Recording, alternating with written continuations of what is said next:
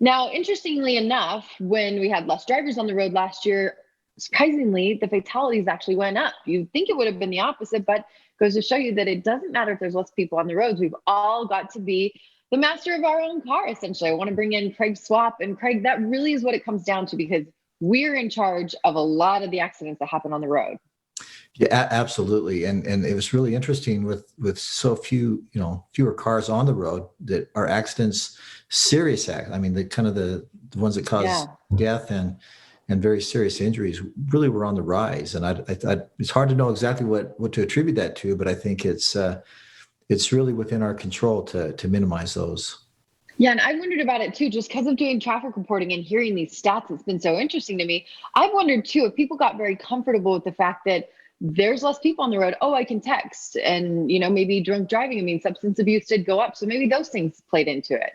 I bet they did, and I think particularly with the drinking and driving, when people are isolated, I mean, it hurts our mental health, and Right. we kind of self-medicate sometimes with alcohol and other things to kind of get through the day. And I think that's really contributed to part of that. And I think speeding, sometimes these cars are nicer and better than we've ever had. And it's kind of fun to go fast. And Yeah. but we're not that in control of the car as we think we are.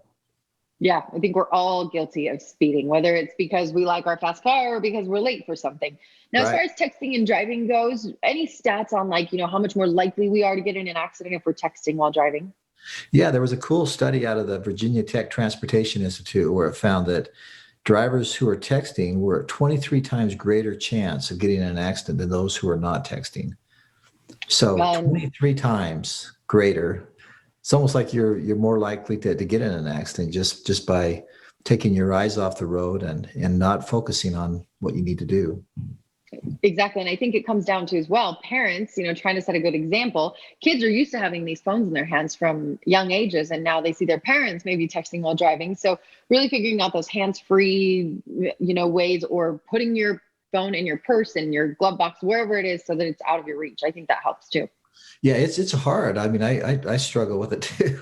Yeah, we all But do. there's some studies that show that when the phone rings or buzzes while it's almost like getting a hit of cocaine.